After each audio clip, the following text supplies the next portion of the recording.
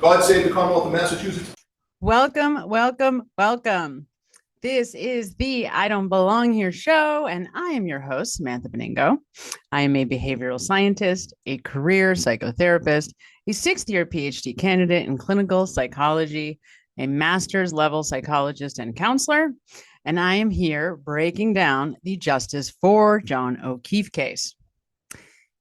Now, all of us who have followed the Karen Read saga for a while are very aware that the O'Keefe family believes that Karen Read is guilty. And a lot of people, particularly after the second trial and the week of defense witnesses that inevitably proved there was no accident, people have been asking me, as you probably already know, whether or not the O'Keefe family will see the light or will ever see the light, right? Will they ever come around to see that Karen Read is innocent and that the people in the house have culpability in John's murder? And of course, you've gotten my answer a few times already, which is no, they won't, they can't, and they're not going to.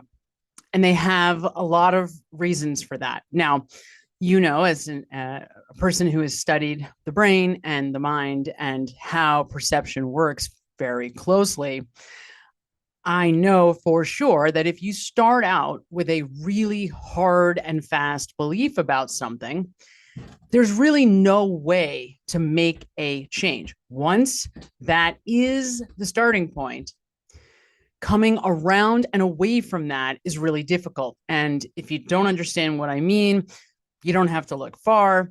You can simply reference politics, right? Once somebody has a really hard and fast belief, let's say you're a Donald Trump supporter or you're a not Donald Trump supporter, you know, it's not an easy thing once you're all in on a belief to just change it. And once you have a belief that is hard and fast, whatever information you come into contact with does more to support that belief than it does to, or to confirm it, than it does to change your belief or to sway you in another direction. What ultimately happens, whether it's a political belief or even a belief or an expectation about whether you're going to hit traffic when you drive to your grandparents' house, once you have a hard and fast belief, it's very difficult to change it. So, for example, if I typically hit all the red lights on the way to my boyfriend's house, then on the times where I don't hit the red lights, on the times where the lights are green, oh, that was just a fluke, right? And of course, the times that match my belief, which is in this case, I'm going to hit all the red lights, those experiences, they get magnified. They become bigger than they actually are. And so they seem to me, and I wholeheartedly believe, that they are more prevalent, that they happen more often. So that's just a little kind of sneak peek into how perception works. And the truth is that we have beliefs of all day long. So many, there's way more than we could ever count or quantify. You believe things like you like this and you don't like this. This tastes bad. This smells bad. I like this. I don't like this person. I feel this way about this. I feel this way about that. And once you have identified who you are on the basis largely of what you believe, and it becomes a part of your identity, it gets even harder to move away from an idea. Gets even harder to move away from a belief or an expectation because now you've adopted it as part of who you are. There are even some people, for example, with mental health diagnoses that believe it is only when someone is given a diagnosis that that diagnosis becomes hard and fast in their experience because now someone is given a roadmap for exactly how they are supposed to behave. And the interesting thing about that is, and you probably have all heard about confirmation bias and have probably heard about something called the placebo effect, which is the body responding to your belief system. But the thing that most people have a hard time understanding, simply because it's something we can't see with our own eyes. Physiology and beliefs are the same thing. So a belief is physiological. It's not something that creates physiology. It is the physiology, right? When you have a belief, it is a combination of neurons firing inside your brain and body. So that belief is exactly what it is that you believe. It is equal to, not triggering, not causing. It is the same, right? That might be, more than you need to know, but to help you understand why the body would respond to your beliefs, it's because they are the same thing. The response is the same thing as the belief. And that's the reason why a placebo effect can be so strong. So, having said that, we're going to take a listen to the Kristina Rex interview with Paul O'Keefe that he gave after the mistrial. Hopefully, we'll get to hear from the O'Keefe family again soon. But until then, we can reference Paul O'Keefe's interview, which is pretty quick, 15 minutes or so, to get a sense for how this group of people thinks, what they believe, and why. Here we go. How's your family doing? I mean, we're doing all right, hanging in there. It's been a long, painful 2.5 years. And I mean, with the mistrial that happened the other day, obviously it wasn't ideal, but if we have to do it again, we'll do it again. So we're ready to go. Did you, prior to jury deliberations, ever think a mistrial was even possible? I kept everything was on the table, I guess, but obviously hoping and confident that we were going to get the conviction that we were looking for. So as far as a mistrial, yes, it's something we didn't want, obviously, but, it's just a bump in the road, and like I said, we'll do it again. We'll do it as many times as we have to. So I think the only thing you really get here from Paul is that he's being honest, right? This is how he really feels, and that he's confident that Karen Read is guilty, right? If we have to, we're going to do it again. So he obviously believes in his heart and soul that Karen Read is responsible for his brother's death. You'll be back in court every day for another long trial. Absolutely. How are your parents? They're doing all right. That's more of my concern, is that they have to go through this again. I mean, I'll do it 10 more times if I have to, but I hate the fact that they have to go through this all again. We don't know where it's going to happen, when it's going to happen. But I mean, overall, they're doing okay. Mm-hmm. And they have John's kids now too, or your sister's kids. Yeah. So they're living in my brother's house in Canton. Raising my niece and nephew, who are 16 and 13. I wanted them to come down here and live with us, but my niece didn't want to leave Canton, didn't want to leave her friends, didn't want to leave her house, and kind of hard to force a kid who's been through as much as they've been through to kind of shake up their world, for, I guess, a third time. All right, so this is interesting. I mean, we just get more information about the family, about the dynamics. Paul, it sounds like, trying to, as now the default, left child, right? I mean, John was his older brother, so Paul would have been in the younger brother role, which of course is generally the more irresponsible, the one who acts out more, the one who can afford to be maybe like a little bit more irresponsible, who's not just inherently, the responsibility doesn't just inherently fall on his shoulders.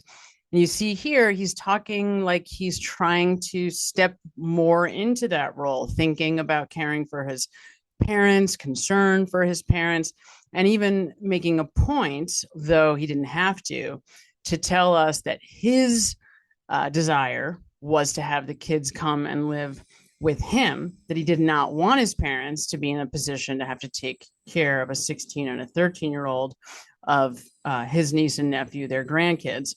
So again, we see Paul trying to make a point to say, I wanted to be the one to take over the responsibility. I am concerned about my parents. And that is typically what the, oldest child, the role of the oldest child to step into. So we see Paul making sure to tell us that he's trying to step further into that role now. Yeah. I mean, can you just talk about Kaylee and Patrick? I mean, they, because we didn't put them on camera or anything, of course, during the trial, I had a lot of people ask me, like, what were they like? And they seemed like, for a reason, very, very strong kids. They're great kids. They're strong kids. They're resilient kids. They have every excuse in the world not to be good kids. My niece Kaylee, super strong. When asked if she wanted to testify, we told them they didn't have to, and she said absolutely she wants to. She wanted her voice heard, her story heard. Wanted people to listen to her. She felt like because she was, 14 at the time, that no one wanted to listen to her. So she was strong and insisted on doing it. And my nephew was, he wanted to support her. So he said, if she does it, I'll do it. So it's interesting, this point about Kaylee, that she wanted to testify, that she felt like because she was 14, her voice wasn't heard. And it's also interesting because we know that this is obviously an emotional topic for Paul, his niece and nephew, and what they've been through. It's also an emotional topic for Karen Reed because she was close to those two kids. And the sense that you get very strongly from Karen is that she felt John's family, his parents, his brother, that they were not the kind of people that you would want influencing your children. And I say that because, in the minutes following John's passing, her primary concern was what's going to happen to these kids. And we get that from her even before John's passing in the conversations that she's having with John and that she's having with Brian Higgins about the kids. It's not so hard to leave because there's children involved and they're close. I'm close to them. They're close to me. It's hard for me to just remove myself from their lives. What's going to happen to them?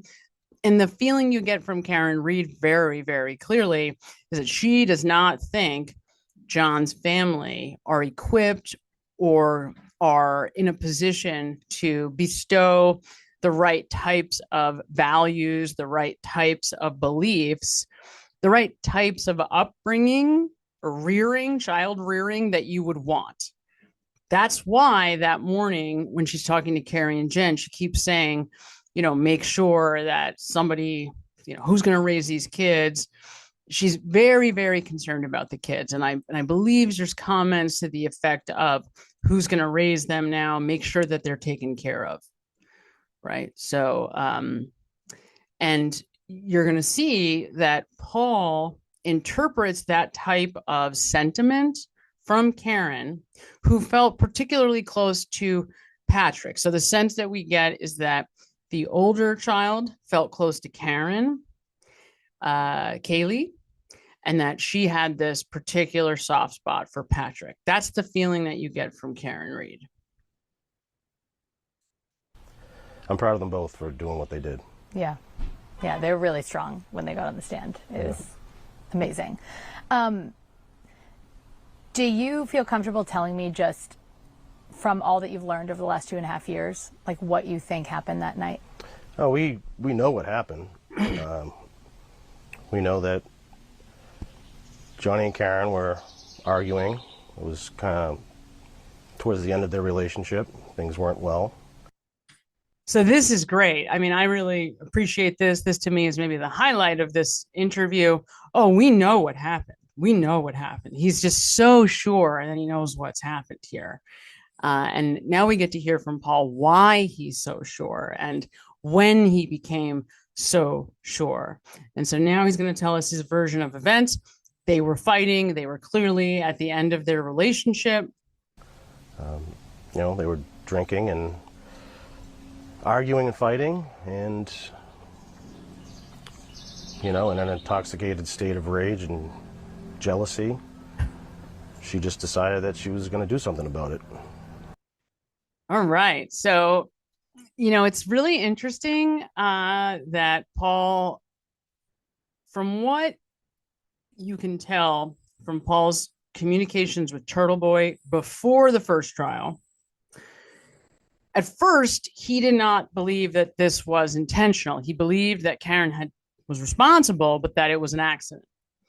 Now we see by the end of the first trial, he's convinced that it was intentional homicide, that they were fighting, she was drunk, and she intentionally was going to do something about it, that her intention was to kill him, which, of course, is absurd from a psychological perspective. It's just totally absurd. It does not at all match Karen Read's prior history of behavior, even fighting with John, even with the involvement of alcohol, which I think is a very significant factor in everything that happened that night, in every way, shape, and form for everybody involved. However, there's no history of violence ever at all. Not a single hit, not a single physical assault, nothing. No history of violence. So with absolutely no history of violence, there's no world where Karen Read, in a fight with John, is going to decide to run him over. Never going to happen. That's number one. Number two, what Karen wanted from John was more of him, more attention, more empathy, more validation. And the reason that there was this sort of drinking-induced obsession with cheating, not always drinking-induced, maybe I shouldn't say that, but this kind of default mode to there must be somebody else. As soon as he started to pull away, she would go to that place. That was largely a projection, and we know that Karen projects. So again, it's not a coincidence that she's saying that to John, but then at the same time having a text affair with Brian Higgins, right? And I know that her saying that to John predated Brian Higgins' involvement, but these are common types of interactions that people have when one of the folks involved has a more of an anxious attachment style and the other has more of an avoidant attachment style, like John. What ends up happening, as I'm sure many of you know, when one is anxious and the other is avoidant, the anxious person feels often like they're always chasing the avoidant person. And then when the avoidant person finally starts to feel the anxious person look elsewhere, make a decision to kind of move their attention to somebody else who maybe will will meet more of their needs, that's when the avoidant person starts to try to then chase back, right?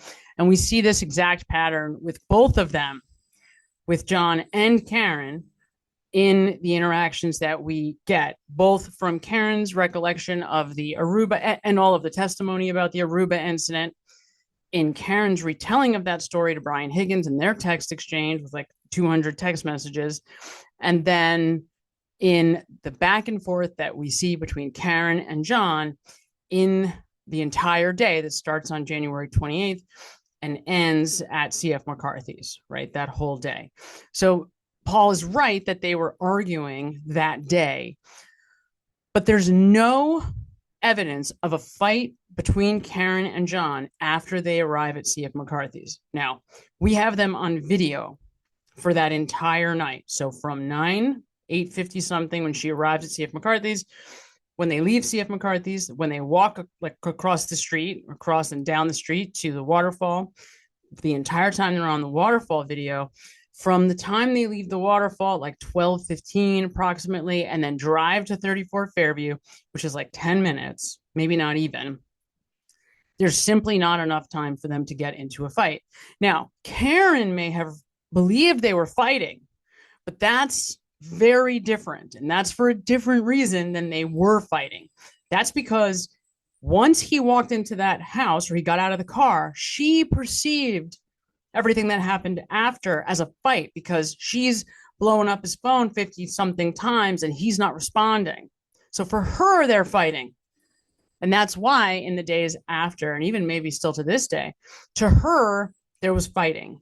So if you add up the whole argument during the day, the fact that she was upset with him still that night, and then the entire 50 something the emotional roller coaster she was on after she was fighting with John, but John was not fighting with her. There was absolutely no evidence in that evening of them fighting. And at that point in the conversation, we had John saying, "You're being ridiculous. You're not leaving the house. There's going to be a snowstorm, Karen. You're staying with us this weekend."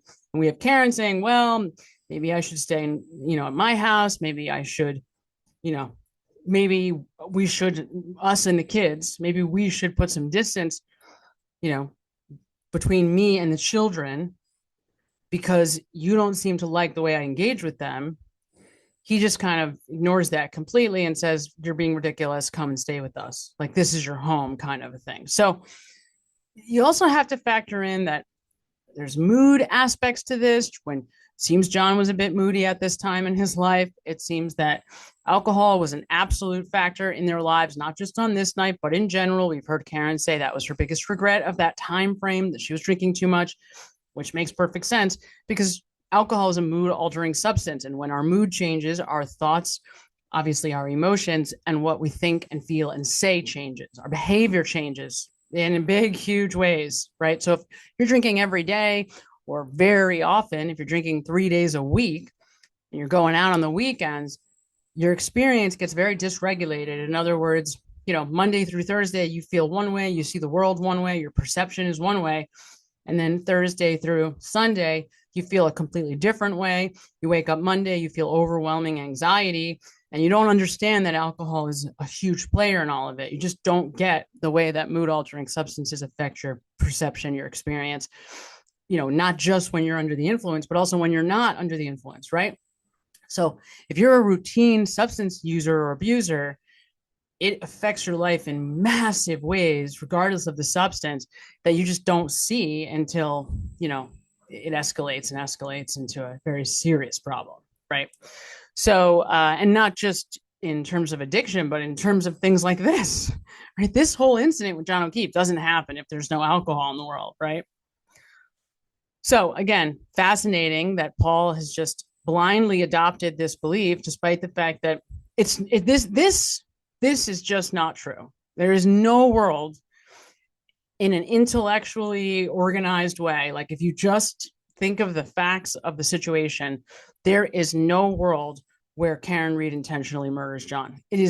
Absolutely did not happen.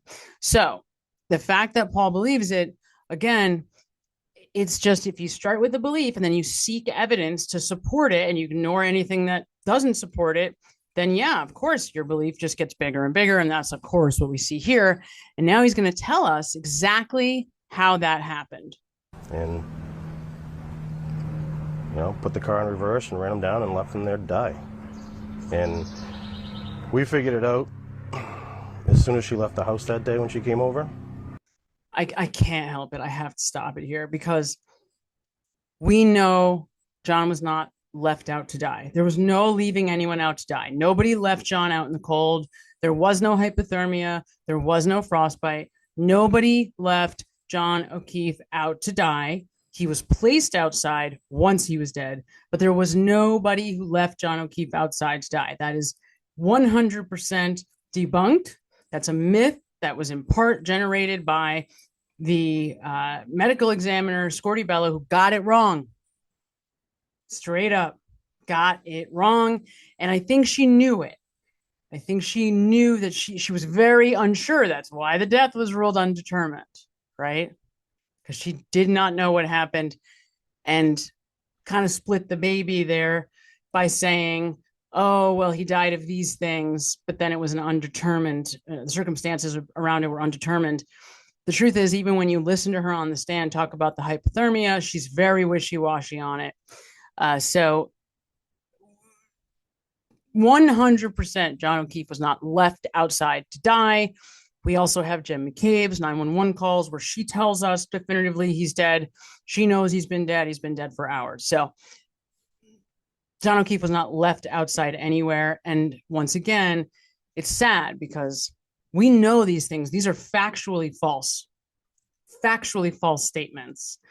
And for Paul to start off with such certainty around it, it's painful, right? It speaks to a deep ignorance that is blinding his ability to see what's around him. And that's sad. I'm not speaking negatively about Paul. This is sad. This is his brother. And he's accusing the person that his brother was in a love relationship with. So this was the person that his brother loved the most at the time of his death.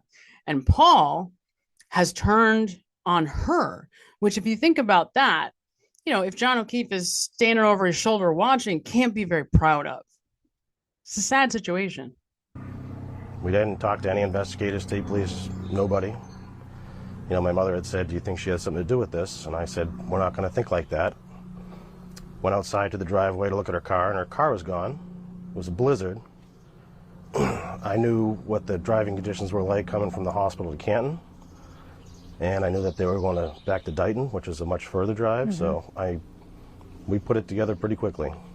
Wow. All right. So you see that Paul is telling you that within hours of learning about John's death, everybody's gathering after the hospital at One Meadows. And that's where Karen was living at the time. So for Paul, he doesn't understand why Karen wouldn't want to be with his family, particularly because there's this crazy snowstorm. Why wouldn't she want to be here with all of us? And it's a shame, because had she stayed, they would have likely seen that the taillight was cracked and not fully shattered. And it would have helped her case in the end. It would have helped them also to see the truth. But because Karen did feel guilty, not because she was guilty, but because she was in a brownout the night before and really didn't remember what happened, it is my belief, my steadfast belief, that Karen wasn't sure what happened. She really didn't know. And it wasn't until time, and of course, remember, she hadn't slept more than an hour and a half. She was drunk the night before. She was experienced a massive, fundamental, massive trauma, just massive trauma. Basically waking up from a blackout after having screamed and yelled and been an emotional wreck, thinking that he was cheating on her. Then she wakes up an emotional wreck because she doesn't know where he is, and she now knows something very serious has happened to him. Then she finds him ostensibly dead on the front lawn of Brian Albert's house, then immediately starts blaming herself, right? So now she thinks she's responsible for this. Just a total disaster is really where she was at. Then she goes to the house, and because she's carrying that guilt, and Karen Reed is a projector, we already know that about her, she perceives everybody sees her as guilty, and Peg probably was suspicious of her. So she leaves. And then that confirms their belief that she is responsible. And because that was the starting point, right, everything falls in line afterwards. So it's really the most bizarre, kind of just unimaginable sequence of maybe coincidences or of events where everything kind of snowballs, and without, even one of these things happening, none of it happens, right? Like, if Karen Reed doesn't feel that sense of guilt, and if she hadn't been drinking, if she didn't know, if she wasn't so blacked out, or if she didn't get so upset at John, who knows what the hell happens, right? If she stayed there and instead went inside the house instead of driving away, who knows what would have happened? So, I mean, at any moment, if any one person does something different, if she waits 20 minutes and then Paul walks outside and sees that her taillight was cracked, not shattered, now he knows that she's being framed, right? So, it's crazy. There is a craziness, a madness to all of this. And it's really sad because Paul is so sure, but, and this is after he's definitely already seen Arca testify the first time, didn't see any of the doctors. So it would be interesting to get his most current opinion. But I can tell you with this kind of certainty, there is no world where Paul O'Keefe believes that Karen Reed is innocent. No world. Not possible. I was going to ask you that next. So you took the words out of my mouth. Was like, when did you realize? It was literally that morning. Yeah, so I would say early afternoon when they came back to the house. You know, she wanted to come over and see the kids. Didn't really interact with them at all. Was there for probably a total of 30 minutes. Didn't say much or anything. And half of her time was upstairs gathering her things. Then my wife spoke to her on the phone on their way back to Dighton, and she told my wife that just have to remember the bad times, and I don't think I'm ever going to talk to you guys again. Was that phone call what made you sure of what had happened? Absolutely, yeah. We already, like I said, we put the pieces together on our own, and that just really solidified it. Mm-hmm. You know, why would somebody say that? Why would someone say, you know, if you didn't do anything, why would you say you're never going to talk to us again? Right. So, and you can see Paul O'Keefe's reasoning here, right? I mean, you can see why he is having a hard time making sense of Karen Reed's experience. But, and this is where, to me, why Dr. Marie Russell's second testimony in the second trial was so helpful, because she helped the jurors understand what Karen Reed was going through that morning, that she's having this traumatic grief response and blaming herself. And while that sounds like BS, if you can put yourself in a situation where, imagine that, you know, you're a really good friend, or it's hard to put ourselves in that kind of situation, but you've probably known somebody at some point who lost a loved one and irrationally thought that it was their fault, or that they had some part to play in it, or if they had done something differently, then maybe this wouldn't have happened, even though you as an onlooker are like, that's absurd. Of course you had no part in this. Of course you couldn't have changed anything. But that's how people that are experiencing, you know, loss, that is often how they experience it. And you have to remember, because Karen Reed experiences brownouts, we know that. We've seen evidence of that with Brian Higgins, and in her experience in Aruba. Like, there's evidence of Karen Reed experiencing brownouts where she doesn't remember what happened clearly from drinking. This is a little body. She was drinking a lot, right? I mean, she was convicted of an OUI for a reason. There was ample evidence. You know, you could argue whether it was legitimate to warrant a DUI, but there was ample evidence of her drinking too much. And that's the point, right? She was drinking too much. She was in a brownout. She was dysregulated, and she was legitimately traumatized by showing up and finding John frozen on Brian Albert's lawn. So anything that she did in the day, in the morning hours, and in the early afternoon that followed this event, you would be misled greatly by putting all of your eggs in that basket.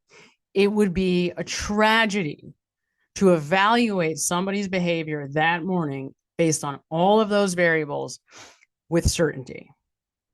I mean, it's a stupid thing to do. And I'm not saying that Paul is stupid, but it would be just from a psychological perspective, it's like blatantly stupid. And it's just not fair, is really the bottom line. Or why do you have to remember the bad times? Almost like justifying what she did. Right. I don't think she was justifying what she did. I think she was trying to make herself feel better for the fact that this man, who was such a big part of her life, who she could not understand what had happened to him, she was trying to make sense. You know, you have a part of your brain called the interpreter. Its job all day long is to try to make sense of what's going on around you. It's the reason why if you hear a really loud bang outside, you might stop for a second and then say, oh, right, they're doing construction down the street. Or, oh, that was just the garbage truck down the street. Or that was fireworks because it's close to 4th of July, right? So that's the interpreter. It's doing that all day long. It's the reason why people often focus more on problems than they focus on solutions, because there's a part of you looking to make sense of everything. So here we have Paul O'Keefe trying to make sense of all of these things. And because he has no other way to do it, he's limited in his knowledge and understanding of what's happening, he's extrapolating this information incorrectly.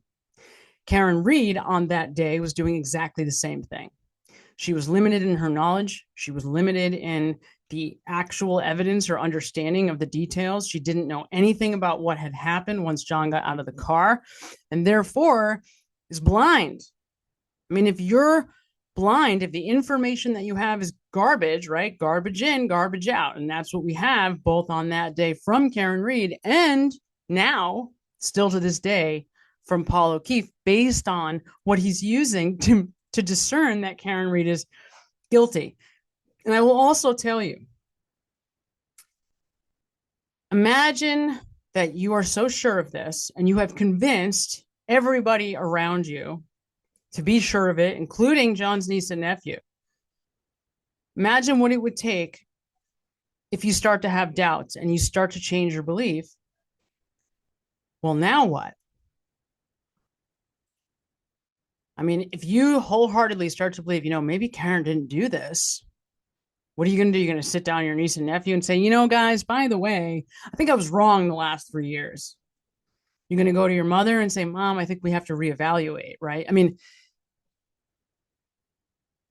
it's not so easy to change your beliefs, particularly when you're in a culture and your immediate surroundings that are reinforcing of those beliefs.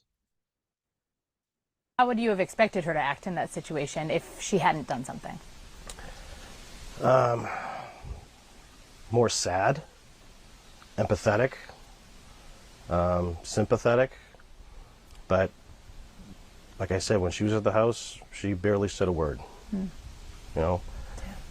She wanted to be there for the kids.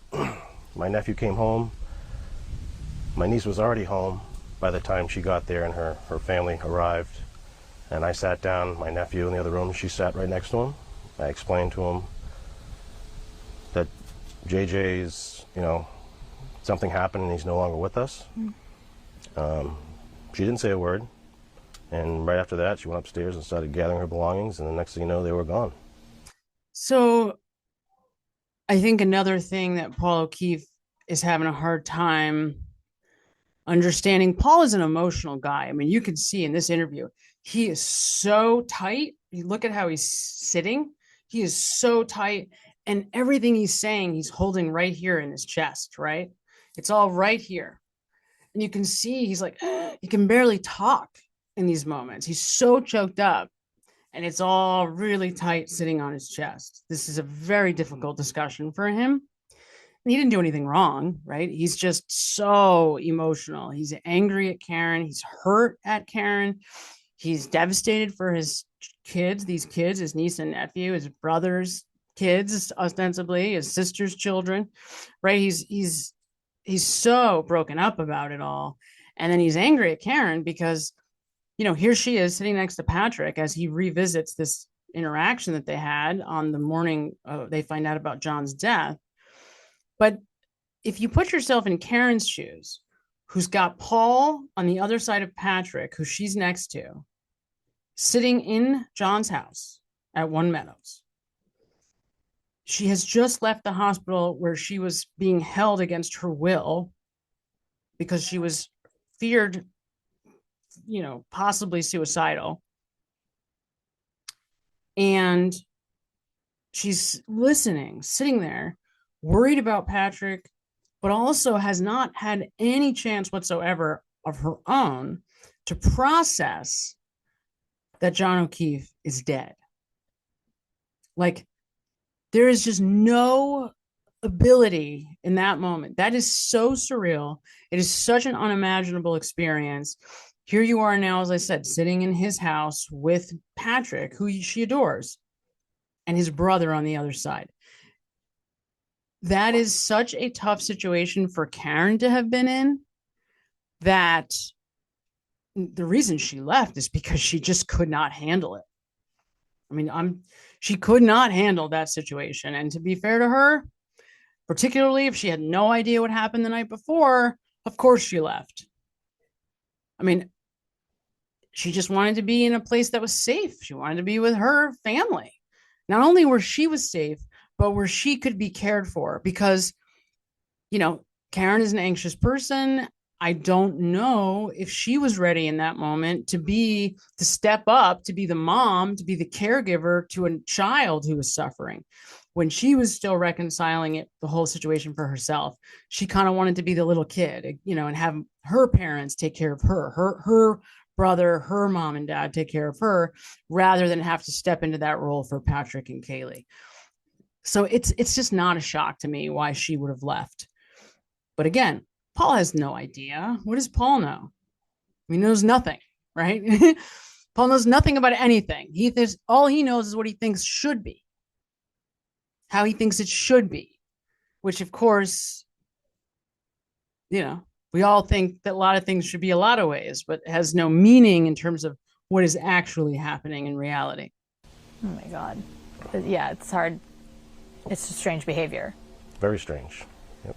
Yes, strange behavior for a woman who found her boyfriend dead, frozen on somebody's lawn 3 or 4 or 5 hours earlier, who had not slept more than an hour and a half, was in a complete hysteria both before and after she takes that little nap at 3 a.m. Oh, and yeah, she's wasted the whole time. And by the way, we also don't know, what did the hospital give her? Did the hospital give her drugs? Which is a very common thing to do in that kind of situation. Who knows? I don't know. Does anybody know that? I never even thought of that, but that's a whole nother discussion, because if they did, she could have also in that moment been completely messed up, could have been on drugs and just fully not capable of handling the pressure in that moment of what's happening. When did the whole narrative of her version of events become known to you? Well, if you remember her first arraignment in Stoughton District Court, yeah, her attorney, David Unetti, had said this is a tragic accident. His client had no criminal intent. Mm-hmm. And then, fast forward to, I guess, when Alan Jackson came on board. And, they teamed up with a blogger to get their story that they concocted and put together and flooded out there. And people were only hearing one side of the story and coming to conclusions before actual evidence in the trial had actually begun. All right, so let's take a look at what he's saying here. It is true that a few days after the incident, Unetti is involved very quickly. She goes home and Googles DUI attorney that day. Because again, Karen just knows that she has a cracked taillight and that John is dead. That's all she knows. Because she wasn't a brownout, which I'm sure she just has not wanted it at all to admit because she didn't want to be charged with anything. But she was. I mean, I am sure of that because of her behavior and because of what had happened in her communications with Brian Higgins, where one of the nights, within the same night, she doesn't remember what happened. Right? That whole incident when she walks him out and gives him a kiss, she doesn't remember whether that really happened. And she tries to get verification from Brian Higgins like hours later. And he thinks maybe John's picked up her phone and now it's John texting because he's like, what do you mean you don't remember? So she forgets when she drinks. And that's why Unetti was involved. But because Steve Scanlon involves himself immediately, goes to Unetti's office and says, no, the people in the house had something to do with this. That is what turned the tides. And the interesting thing that Paul is just conveniently skating over is that if you look at the early news stories, all of the mainstream media right from the beginning had Karen Read guilty. Even the district attorney, Michael Morrissey, puts out a statement saying, not that Karen Read is innocent before proven guilty, but that she is guilty. And this is the DA. And he even himself in that statement admits, this is the first time I've ever had to do this in my entire career. So this idea that the narrative, there was all this spin out there, is ridiculous. It wasn't for another, oh my God, year and a half after that first initial spin attempt by the Boston police, by the local police, by the Massachusetts State Police, and by the DA's office, that eventually gets overrode, but not until long after Turtle Boy gets involved, really. He's the start, but that's only just the start, and that doesn't happen until, I believe, like August of 2000. So it's like a year and a half after the incident. So there was a significant period where the dominant story was Karen Read did this. And it wasn't until significantly later, and yes, after Alan Jackson gets involved, and then after Turtle Boy gets involved, where the sentiment starts to change. So a lot of the public was misinformed, because they were only getting one side of the story. And, we didn't come out and tell our side of the story, or, what we thought or knew happened. So, but you see how Paul is trying to say, we knew, we thought, or we knew, but there was no evidence of knowing anything.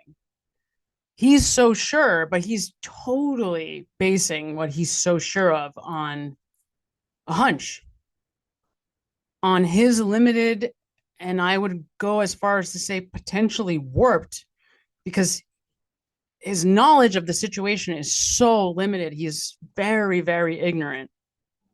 This is a very concrete man. He's a very black and white thinker, obviously.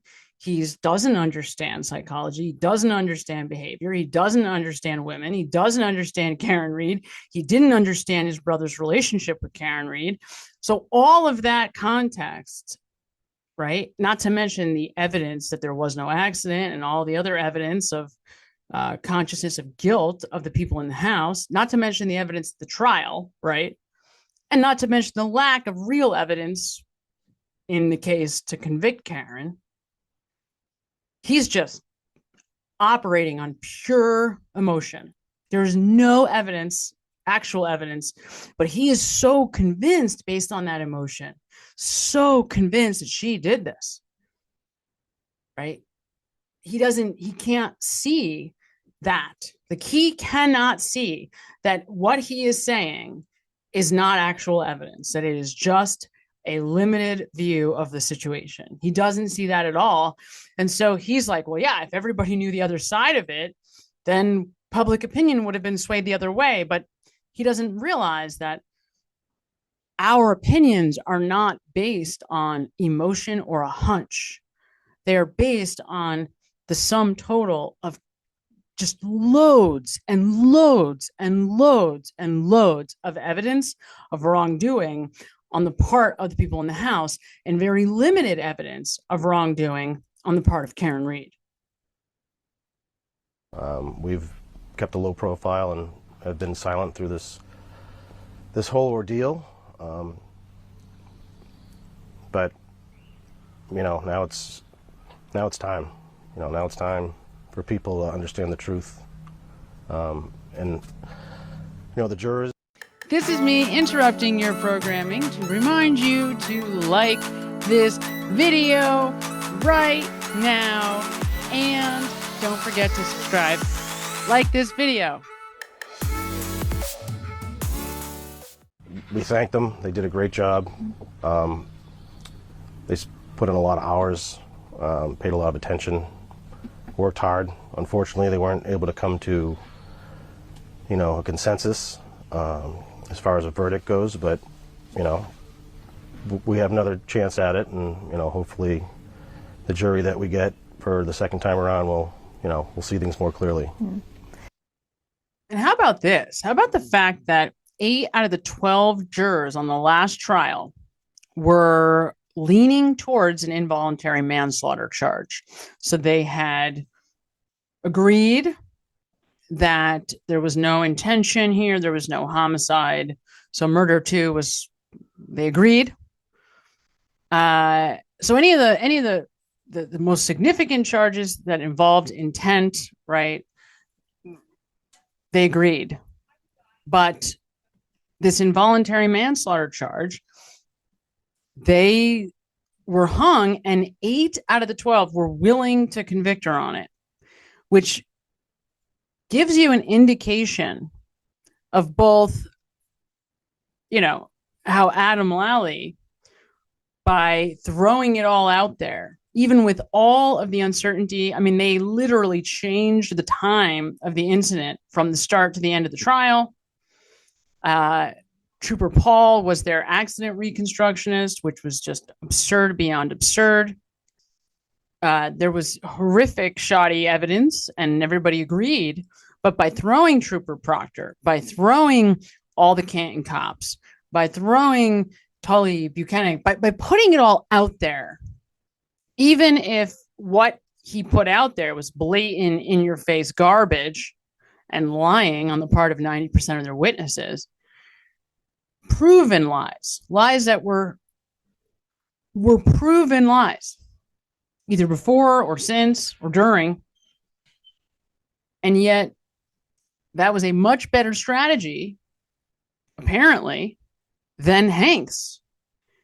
Now, you could also make the argument that the defense put on a very different case, but listening to the jurors, most of them were already convinced before the defense even started their case, right? Juror number 11, Paula, the one who's been getting bashed over the head on social media, on Twitter or on Instagram, I think both, she said that it was Yuri Buchanan's testimony. It was Buchanan who convinced her.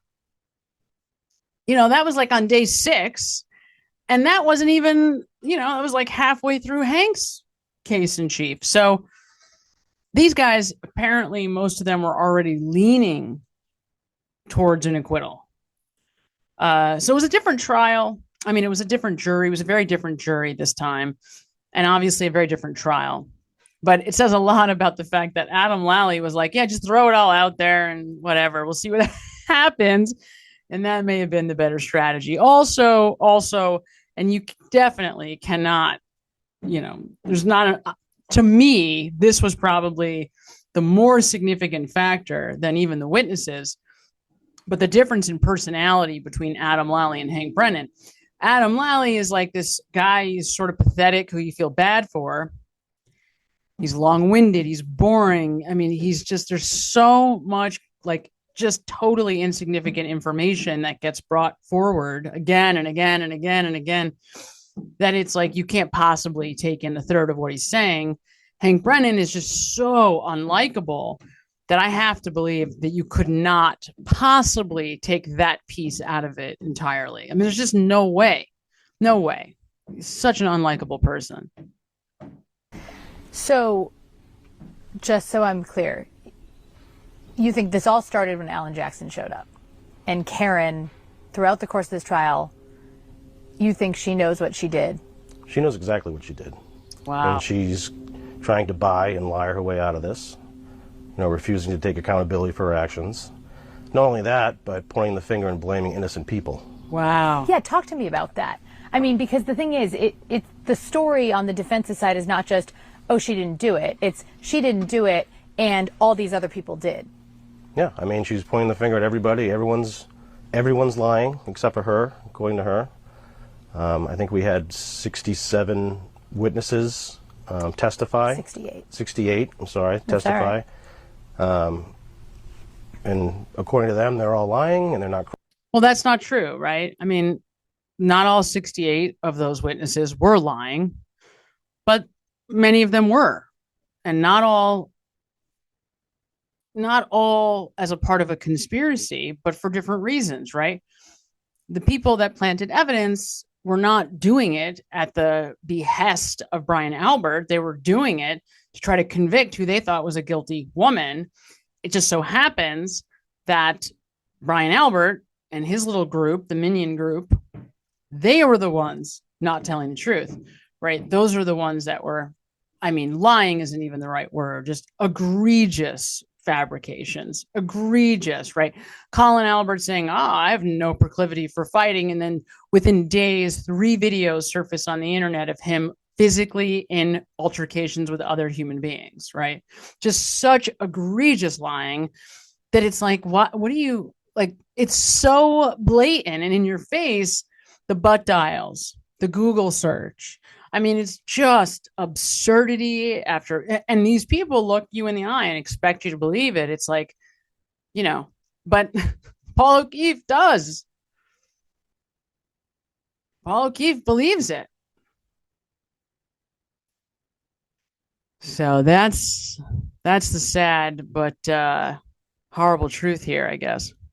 Credible and, which, I mean, there's first responders that were just doing their job that day. Jen McCabe, Kerry Roberts, all they did was pick up the phone and help because she was asking for help. And you see how in Paul's mind, he's just conflated everybody together. So like, instead of these being separate witnesses, each with their own story, because that's, a lot of mental effort and energy that he doesn't want to put in, but also that's not only too much thinking, too much work for Paul, it's much easier and much more conducive to fit his narrative to just lump everybody together exactly the same way we saw Brian Albert try and do in his more recent interview after the verdict. You do realize for this conspiracy to be true, it would take 30 to 50 people. You'd have to have multiple cops on 2 different police departments, multiple civilians, the medical examiner, firemen, EMTs, you name it. That's how preposterous and silly this is. And great question. I don't understand how people bought this. Where he's like, you do realize that 80 people would have to be involved in a cover-up for this to be true, right? And it's like, no, but good try, right? Nice try, dear. You don't need 80 people. Not at all, right? First responders, you need 1 or 2 to be very easily swayed by having Brian Tully sit in on their meeting with the district attorney as they prepare for trial. That's what you need. That's all you need. You just need Brian Tully sitting in the interview, putting pressure on them to shift their words from could I have hit him to I hit him. That's it. That's all you need. And after years of hearing the words I hit him, it gets so easy to shift your memory, and not even with any intent, not even with any malicious intention at all. And on the part of the first responders and the firefighters and the cops, you got to also figure that there is pressure here to comport with, the larger belief system. Look at what happened with Kelly Devers. My God. This woman, I mean, I know she was a very unlikable character, but she was deathly afraid. She was so afraid. She got up there and she told us that her life depends on what she says right now on the stand. She told us as a rookie cop with 6 months on the job, basically, the police commissioner of the Boston police force with, 3,000 cops under him brings her into the office to get her to not testify, to not say what she saw on the night in question, to not tell the world that Brian Higgins and Chief Berkowitz were standing next to Karen Reed's car at the Sallyport, right? Which, by the way, isn't even that explosive because didn't we already know that? I mean, maybe not visually, but Brian Higgins was there all day and he never left. His key card never has him exiting the building. So is it really a surprise to think that those 2 guys would be standing next to the car? He was waiting for the car. Of course he was standing next to the car. It's where he was the whole day. So, I mean, just the fact that Paul is working so hard to just say, no, they all can't be lying, right? Just put them all in one bucket, and then it's much easier to believe that it's Karen who's lying, right? And according to them, the only one telling the truth is her. Right. So and I also want to say, I don't actually think that's true because I think the evidence is totally objective of Karen Reed. Like, I don't even think we're listening to Karen Reed's story here.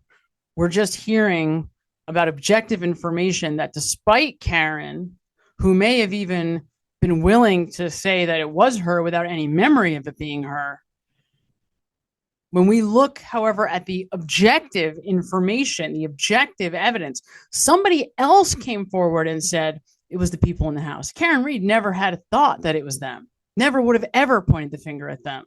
And there's some narcissistic traits in Karen, so that also doesn't help her situation, right? She's more prone to think about herself than she is to point the finger at anybody else, which is just her nature. So this really, all this evidence has very little to do with Karen Reed. It has nothing to do with her story. It has to do with when you track down the evidence in this case, it all points away from her. But again, Paul has this very black and white way of seeing the world. He's very concrete. And so he's susceptible to the people around him. He's very susceptible to the story that Brian Albert is telling or trying to tell. I don't even know what to call them. We have a variety of names. The pink people. They turned on all those people first. Jen McCabe, Matt McCabe. But then how have they treated you guys over the course? We talk about this. The pink people turned on Jen McCabe. The pink people turned on Jen McCabe because she conducted a Google search at 2:27 for House Long to Die in the Cold, and then tried to walk that back, tried to lie and say that, no, I don't know. I mean, in the face of hard facts and evidence in every case, Matt, Brian Albert, Jen McCabe, these people just lie to your face. And Carrie Roberts, who is probably the only person in that club who really, number one, doesn't believe Karen did this on purpose because of her own statements. We know that. And number two, who, is supposed to be like the lily white one, lied to the FBI and admits it. So it's like, how, Paul, hello, no, there's no lights going on. Just no lights. It's no lights. Of the last year and a half.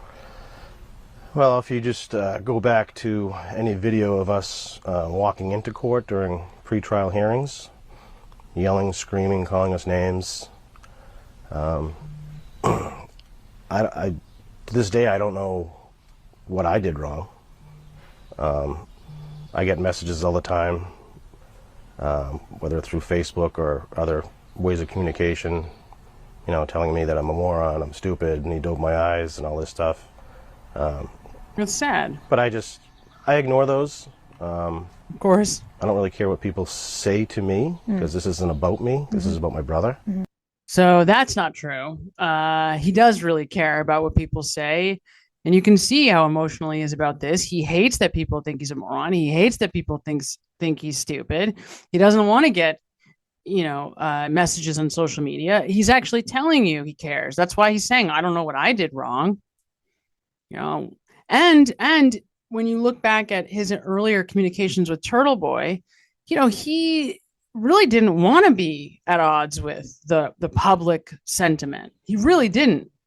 He tried to, even speaking to Turtle Boy, to say, I think it was an accident, right? So I think what has again happened with all these people on the Commonwealth side, they double down. And I think that's largely as a response to all of the support for Karen Reed. So at each step, when people started to really support her, they felt like they were being attacked, whether they were or weren't. I mean, I don't know. I've never seen the footage of the pretrial motions and the O'Keefe family being attacked. I know that did not happen in the second trial, and that I've even heard, some people on that side admit that did not happen during this trial. And during the verdict, all of that, everybody was being very quiet and respectful. So I think people have laid off the family largely, but it's sad. It's sad that, again, they've all doubled down at every stage and then made it about an us versus them, and then tried to say, well, it's sad because my brother gets lost in all of this. But that is absurd, because the whole reason Why Karen Reed has so much support is because of John O'Keefe.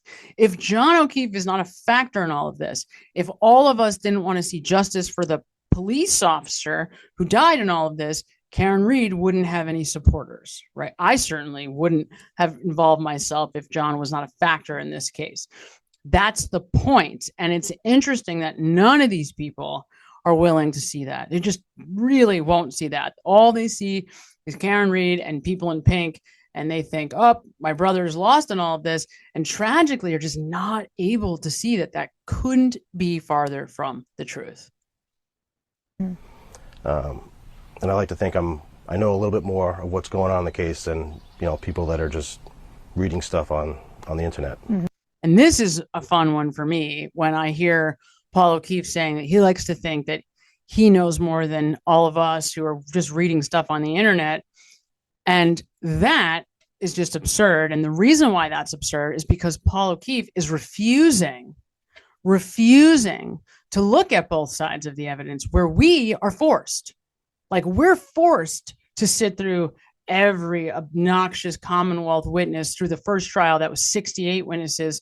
Through the second trial, we had to endure Hank Brennan. So the idea that those of us who are tracking this case are doing it by reading stuff on Reddit is just ridiculous. And because we don't have as much of an emotional investment as he does, he can't do what we're doing. He is not able to look carefully at ARCA because his own bias prohibits his ability to see the other side of the evidence clearly.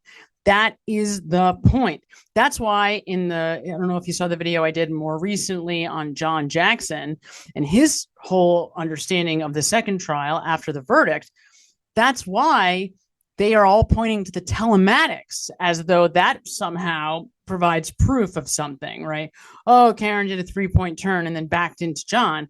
Well, there's no evidence of any kind of collision, and there's really no way to pair all of the information that Shannon Burgess, who's obviously just not a credible person at all, a guy who not only lied egregiously about his education all over the place, he also changes the way that he's using the data from the first assessment to the second in order to match Ian Whiffin's report.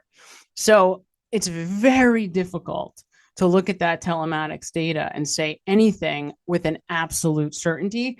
If, however, the telematics in support with all the other evidence, okay, maybe. But the problem is when you look closely at even all the other evidence, for example, the cell phone, okay, well, if John's cell phone had been outside based on Ian Whiffin's experiments with the cell phone temperature, the phone temperature would have dropped much more than it did. So that's number one, right? If John's outside for 6 hours, that phone will become freezing. I mean, it would have dropped substantially, but it never does. It drops, but never to the degree that it would have or should have if we're led to believe that that phone is outside the whole time, right? We also know that everything stops with John O'Keefe at 12:32. Karen is home at One Meadows at 12:36. There's no way around that. Even if we offset the wireless by a few minutes, let's say that by some miracle, Karen and John had the best wireless router in the world and it picks up Karen Reed a mile away.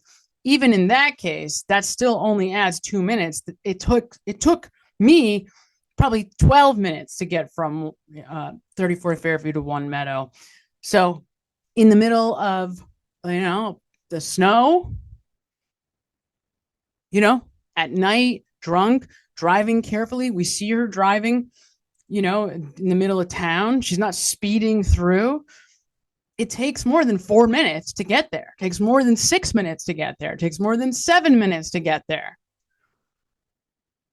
So again, in order to convict Karen, you have to ignore so much of the information presented in both trials.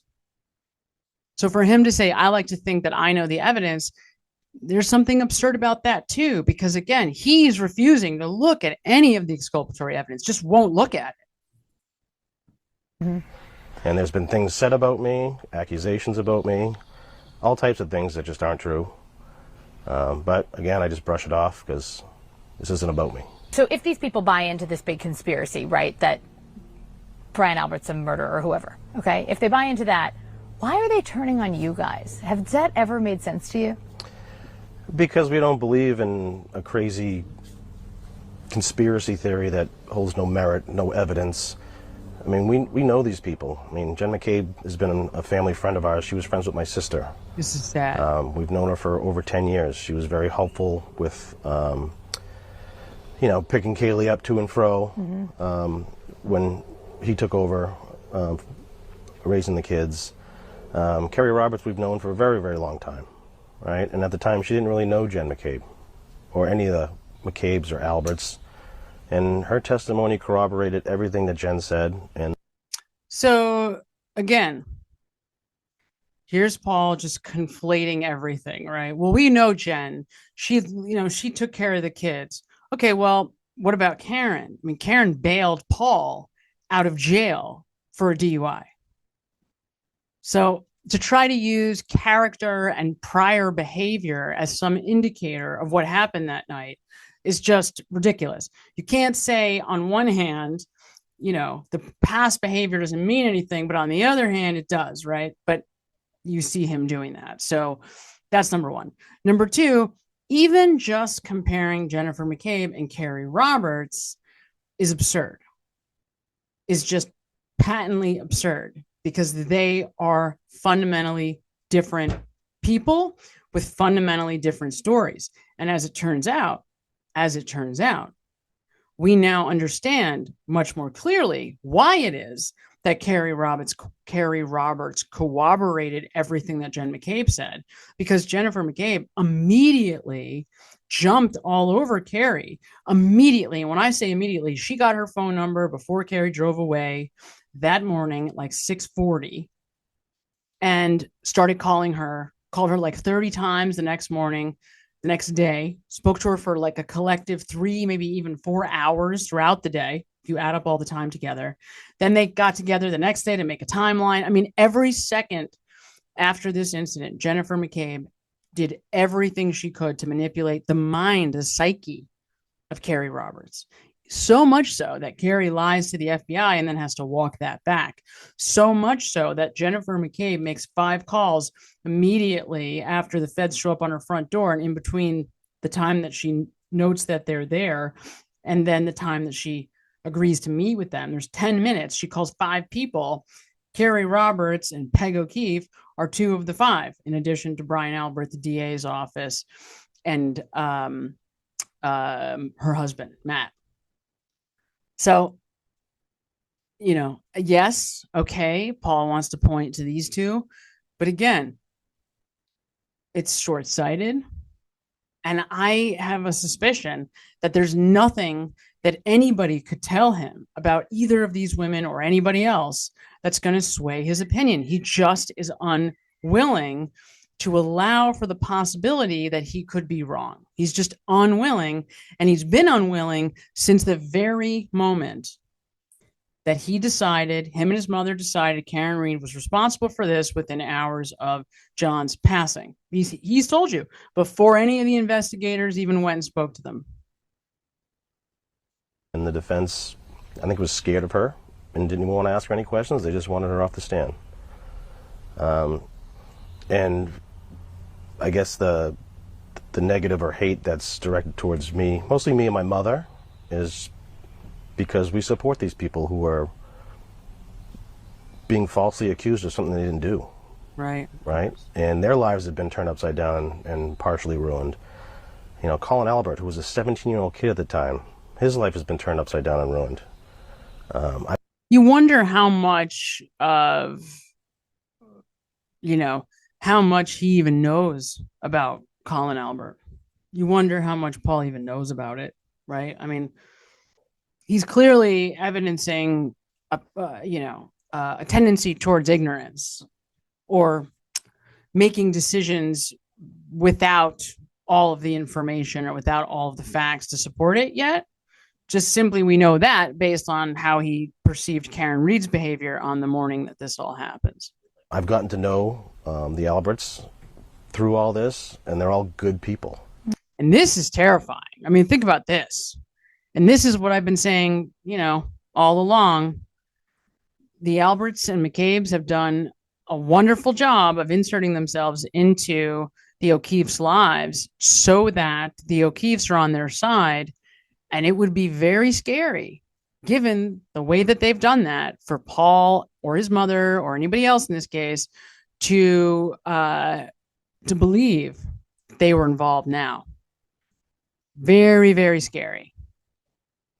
Imagine what that would be like. Imagine how these people have likely inserted themselves into the O'Keefe's lives, probably showing up with, food for them, inviting them places, evidencing overwhelming support. We're here for you. We care. I'm sorry about your brother, doing everything they can to try to show that they're supportive. And in the meantime, these are the people that were largely responsible. And to be fair, I don't actually believe that there was any intent on their part. Some people do. Some people do believe that Higgins and Albert are like these evil guys that are involved in all kinds of shady things and were intentionally trying to murder John for some reason related to stuff we don't know about. I do not believe that, because this would not be the night to do that. If you really wanted to do that, you don't do it this way, right? This went down accidentally. I have no doubts about that. In other words, yes, maybe Brian Higgins wanted to fight John, but he certainly didn't have the intention to kill him, right? That was not the intent, certainly. And I don't think Brian Albert had any intent to hurt him either, right? I think this was just, again, kind of this crazy confluence of events. And unfortunately, it resulted in what it did. And then people did not handle it well, in the cleanup stage after the fact. But to be Paul O'Keefe and to see how these people have responded, it just would be impossible and very devastating. I mean, really devastating to start to believe that they were involved, given how they've, stepped up to try to be supportive. So just because we don't believe in a crazy conspiracy theory and we believe that Karen Reed is guilty of killing my brother, they take it on us. Doesn't it feel sometimes like your brother's forgotten in all of this? Absolutely. All the time. It's turned into the Karen Reed show. She walks through a crowd that cheers her on. She goes out in public, takes pictures, signs autographs. She's just living her life like nothing's ever happened. All right. So this is just utterly absurd. Utterly absurd in every way. And again, total confirmation bias on the part of Paul O'Keefe. Number one, as I've already stated, when I hear people, whether it's Kristina Rex or Paul O'Keefe or anybody else, suggest that John has been forgotten, it's just ridiculous. So, and let me get this straight. If all of us were wearing t-shirts that half were in pink and half were in blue, then you would realize that we're all supporters of John O'Keefe also. I mean, this is like the level of stupidity, just egregious stupidity here, right? Just utter stupidity on the part of everybody involved. Okay, fine. So, but this other piece about Karen Reed's superstardom and how she's just hasn't been affected. I mean, she's lost everything. She lost all her money. She lost her homes. She's lost, any sense of a life. She's lost her career. She's lost everything. Not to mention, she's lost the man she was living with and his two children, who were the centerpiece of her life for 2 years. Right? So has she gained some things in this process? Well, thank God. Because what he wants is her in prison for something that she didn't do. But to him, Karen's a superstar now, and unjustly so. And meanwhile, my brother's been gone for almost 2.5 years. Mm-hmm. And I just want people to go back to who the victim is in this. It's not her. It's my brother. What do you want people to know about John? You call him Johnny. Kids call him JJ. Yeah. I mean, my older brother. So, I mean, generous, loyal, sometimes a pain in the ass to me. I'm sorry, pain in the butt to me. You can say pain in the ass. You know, just because he was my older brother, but he just was there if you needed him, took care of the people that he loved, good-hearted guy who didn't deserve any of this. You know, he rearranged and uprooted his life, went from a single the bachelor lifestyle living in Boston to moving into instant dad role. And you know, that's something that obviously everyone admires him the most for, and I do too. You know, it wasn't easy for him at the beginning, but you know, he learned to figure it out, and you know, we all helped as much as we could without getting in the way. Just an overall good guy. And I assume he chose to do that, right? I mean, your sister's situation is unimaginable. Yeah, so then, well, after my brother-in-law passed away, we had to figure out, all right, what do we do? And at the time, my wife and I were like, all right, we'll take them in. At the time, we had a 3-year-old and an 8-month-old, so we were trying to figure out how are we gonna do this. Our house was small. We didn't really want to live in the house that they both passed away in, but we were trying to figure it out the best way possible. And then Johnny just stepped up one day and just said, I got it. Wow. And then pretty much moved in the next day and took it from there for 8 years. And remember,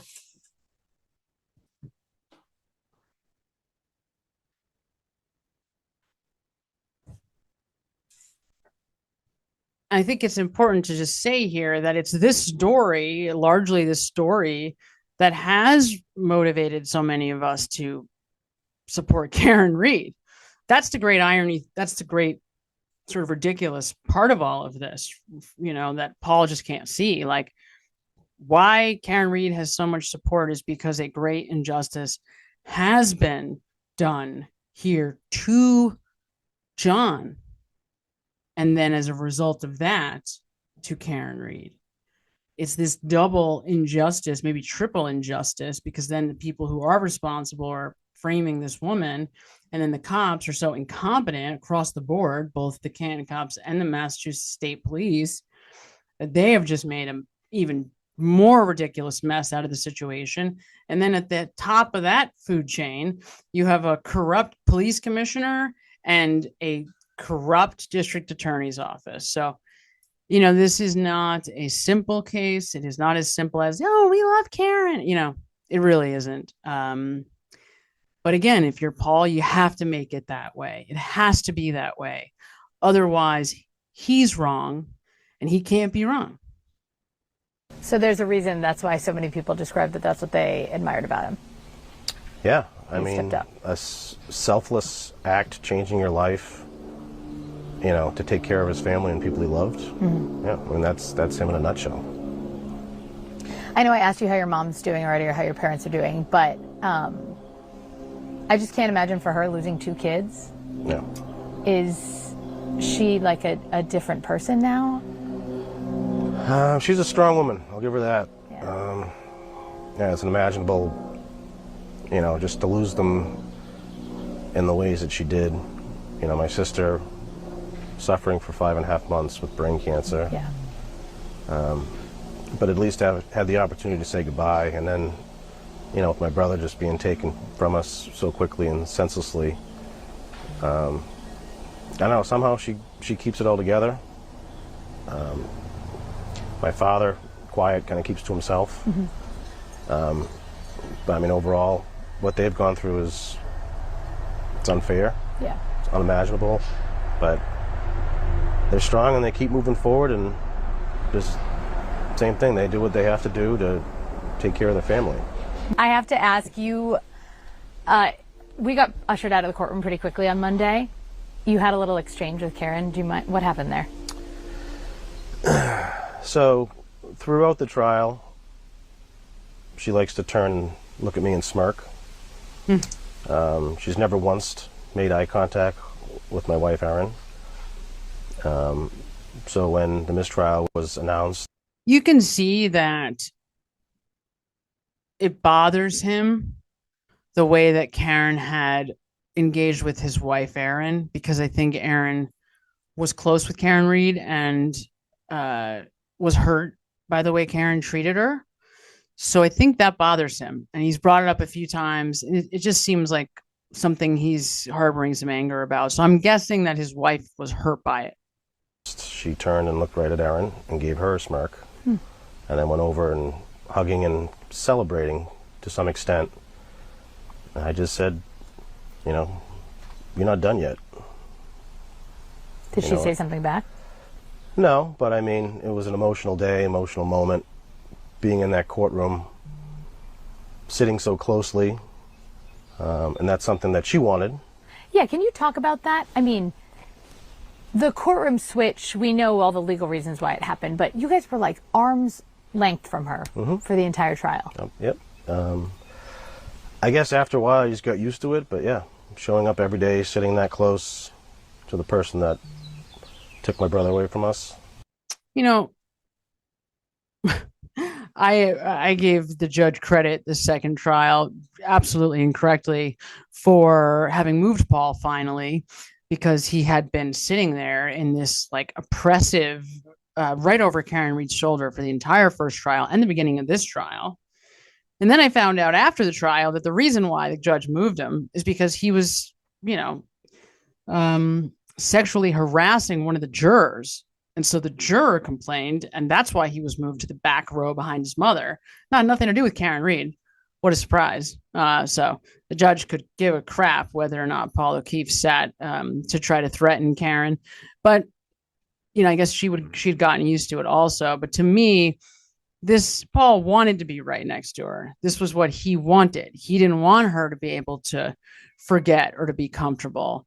So this is a little bit BS. He wanted to be sitting over her shoulder, to be this kind of oppressive, threatening figure to Karen Reed. It was not easy.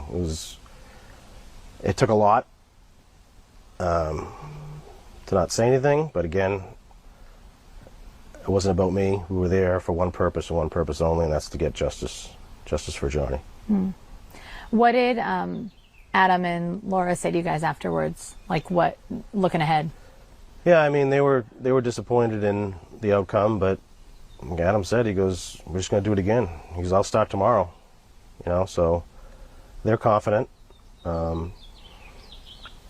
They have the truth on their side, Right. Unfortunately.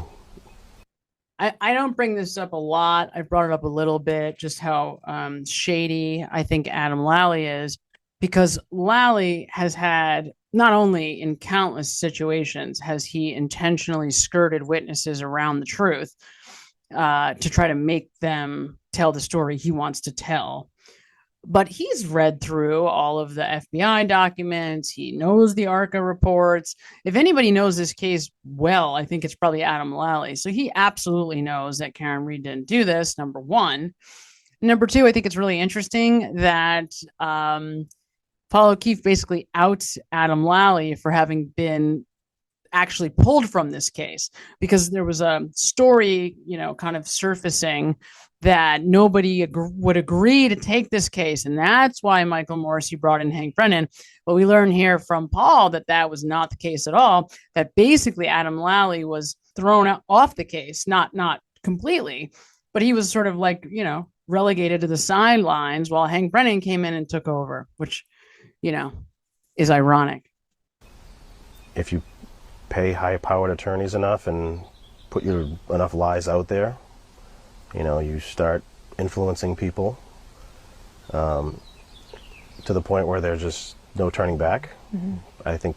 And this is the story now that we're hearing from all of them, right? Oh, Karen paid her attorneys because she was rich, and that influenced all of us, and that somehow infiltrated the jury, which of course isn't true at all, because none of them knew about this case.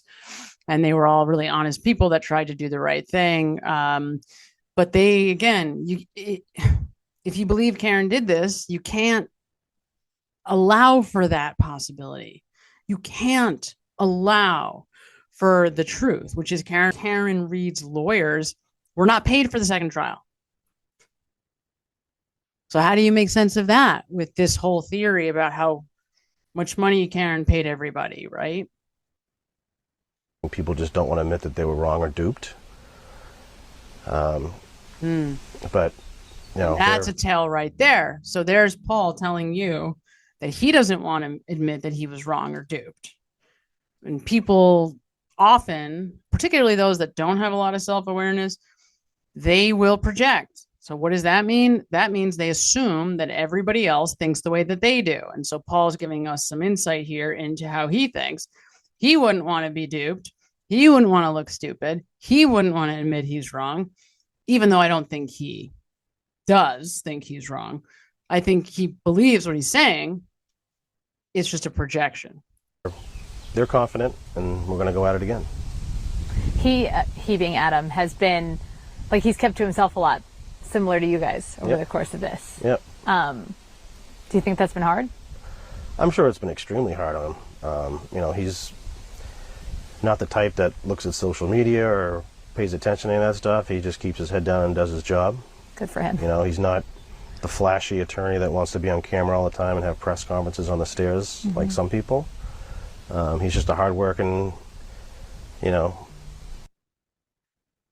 I mean, this is, again, just such a shot at Alan Jackson, right? That not the flashy defense attorney who wants to be on the stand and wants to be on the camera or, you know, having press conferences on the stairs.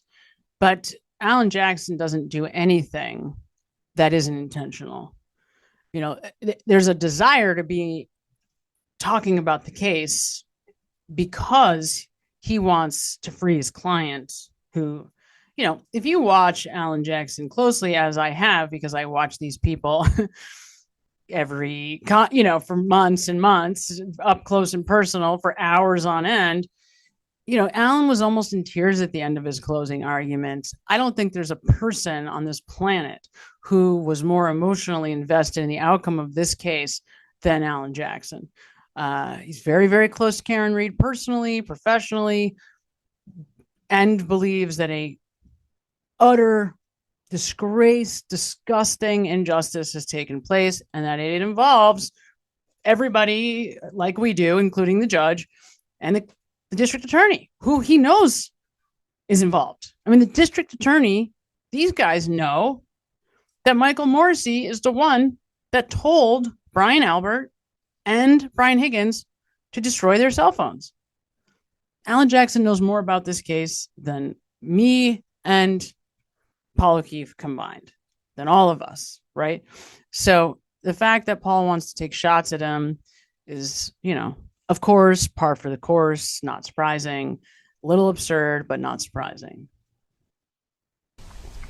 I guess nose to the grindstone kind of guy and just does his job. You know, it's a very difficult job, but he's never once really complained about it, you know, to us anyway. Yeah. And I know it's hard on him. I know it's hard on Laura. I know it's been hard on everyone who's been involved in this, but everyone's determined that we're just going to do it again. Has your circle of, like, the people who support you guys, has it grown? Has it gotten smaller over the course of all the noise outside of this? So for me personally, I've kept my circle smaller. People that you were friends with or haven't seen in a while, you just don't know where their mind's at. Yeah.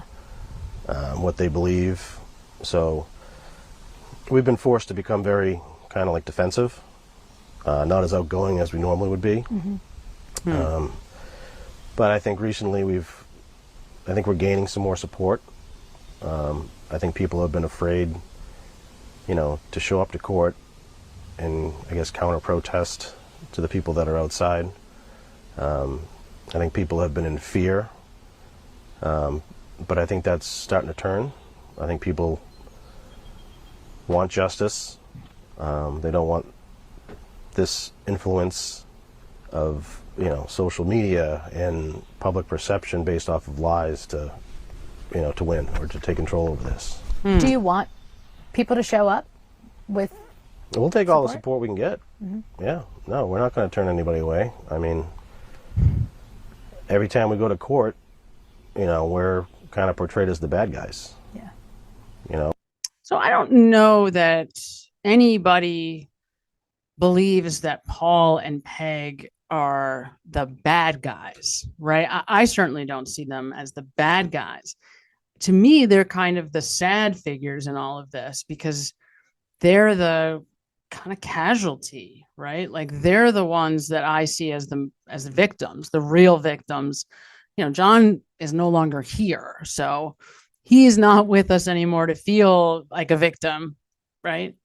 But these guys are the ones that are left in the crosshairs of all of this and have been, in my mind, just totally duped, mostly by Brian Albert and the minions, and by the Commonwealth, and by these shoddy, ridiculous police officers who decided that Karen Reed was guilty within 2 minutes because John lost a shoe.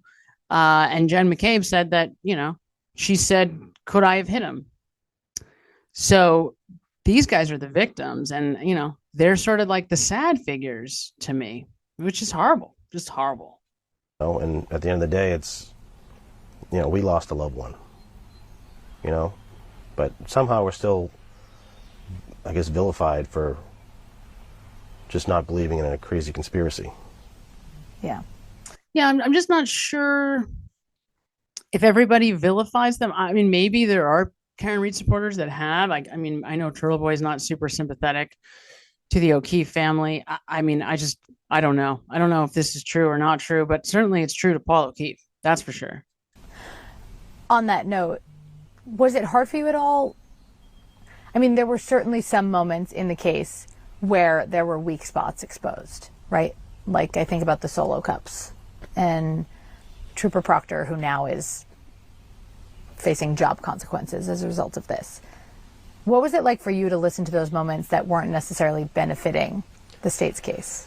Well, as far as at the very early stages, I mean, a crime scene during a blizzard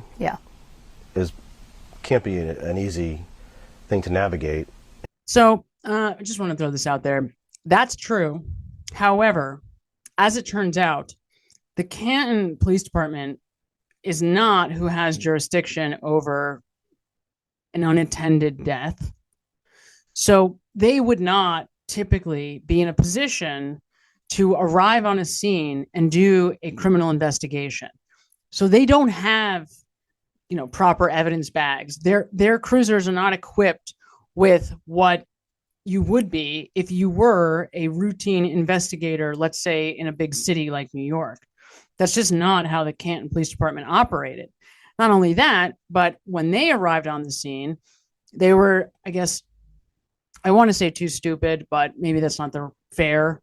They just had not officially called this a death, although he was dead.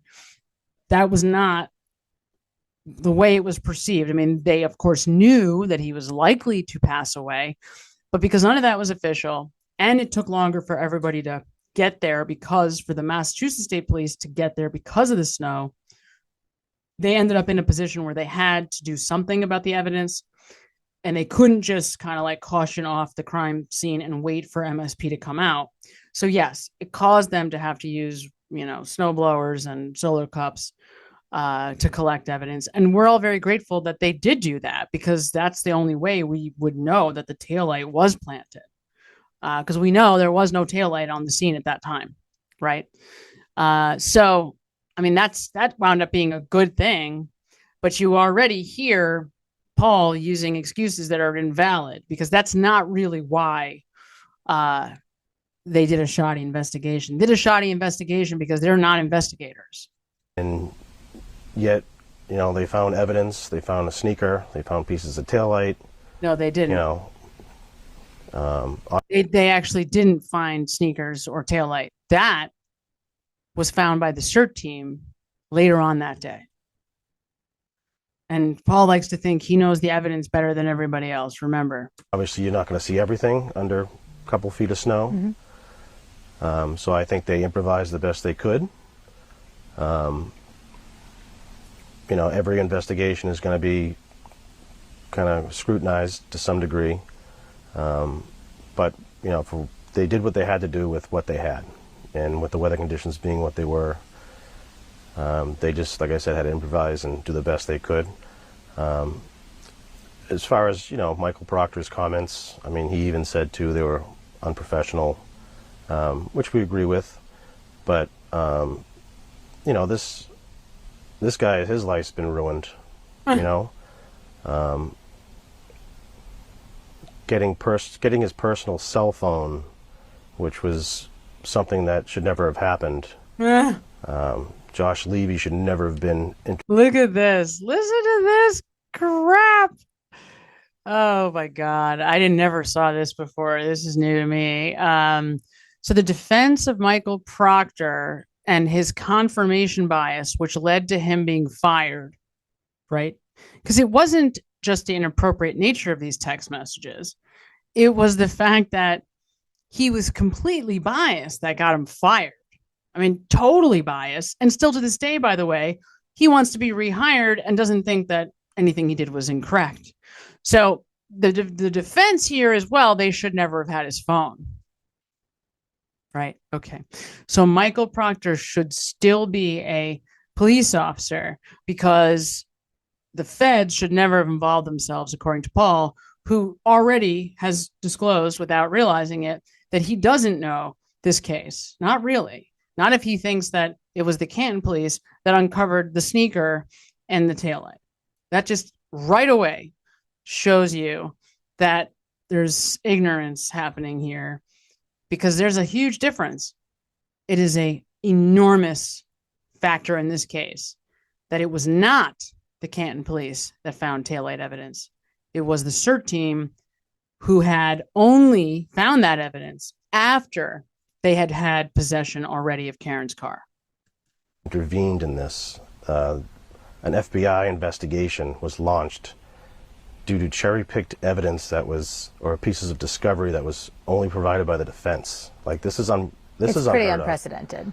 To not even speak to the Norfolk District Attorney's Office, to not speak to the Mass Police to see what they have for discovery and evidence. Just to intervene himself in that way, and which casted, a shadow of doubt on the investigation. So I think he has a lot of questions that need to be answered. Yeah. Right. I mean, think of, from Paul's view, he doesn't understand. And to be fair to Paul, I don't think he does. I mean, he really doesn't understand it. This isn't an act. He doesn't understand because there's holes. I mean, he just, in the same way that he didn't understand why Karen acted the way she did on that morning, he doesn't understand now why Josh Levy would be involved. And he doesn't understand why there would be a shadow over the case. He doesn't understand why they weren't, talking to Michael Morrissey. He doesn't get it. Do you get updates on that? I do not. I do plan on trying to sit down with him at some point. Yeah. Whether I got a knock on the door, I sent him an email, but I'm sure I won't get a response. But if I have to go knock on the door and ask for a sit down, that's what I'll do. Is there anything I haven't asked you about that you want to make sure people know? In all this, I just want people to remember the actual victim. I think I mentioned it before that it's not the Karen Reed show. Yeah. This is about a good man whose life was taken way too soon and for selfish reasons, and has created a void in our life that was already an enormous void, but just made it even that much bigger. And I just want people to remember him and want him to get the justice he deserves and that we deserve. Mm-hmm. And that's Karen Reed going to prison. Well, Paul, hate to be the bearer of bad news on that one. This is emotional. It's hard to see Paul O'Keefe. I always have a trouble when I see grown men crying. It's sad. It's horrible. Nobody wants this. And it's even worse in a way that the family really believes that Karen Reed did this, despite the fact that there is just mountains and mountains and mountains of evidence. But you see how what Paul did there, I mean, that pretty much tells you everything you need to know. If Paul O'Keefe believes that the Canton cops are who found the taillight and the sneaker, then Karen Reed is guilty. And you see how the mind does that? Like, it's amazing. It's just amazing how your brain will pick information. And he talked about cherry picking information. Well, that's what he's doing, right? Again, that's a projection. So he's cherry picking information that helps to strengthen the beliefs he has, and then finding a way to invalidate what doesn't fit. Oh, Karen Reed's, just rich, and so she's buying support. Mm-hmm. Oh, this isn't about my brother. It's like, no, this is about Karen. Well, has it ever occurred to you, Paul, that the reason why people are so supportive of Karen is because they want to see justice for your brother? No, it's too far away. Okay, too far away.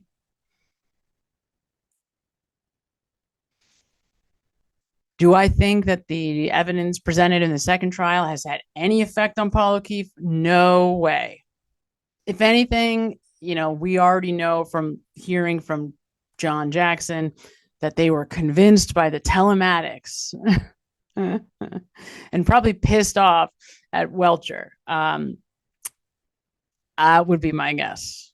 That would be my guess. Pissed off that the Commonwealth spent $400,000 and that's what they got for their money. But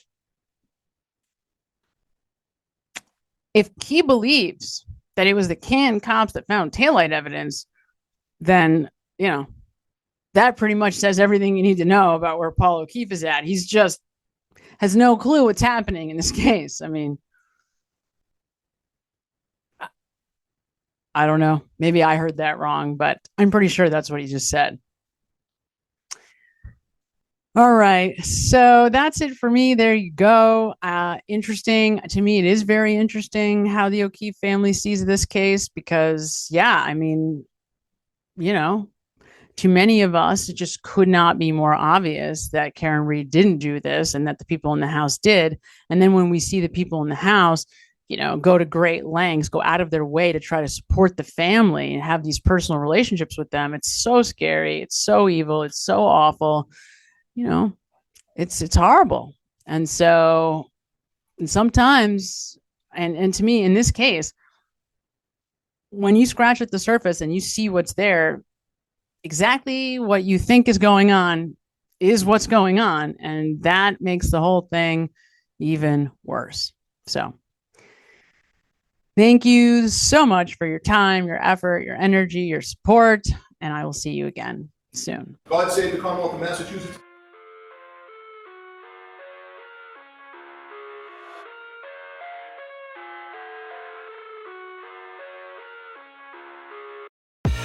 I live inside my own world of make-believe. Kids screaming in the cradles, profanities. I see the world through ice covered in ink and bleach. Cross out the ones who heard my cries and watched me weep. I love everything.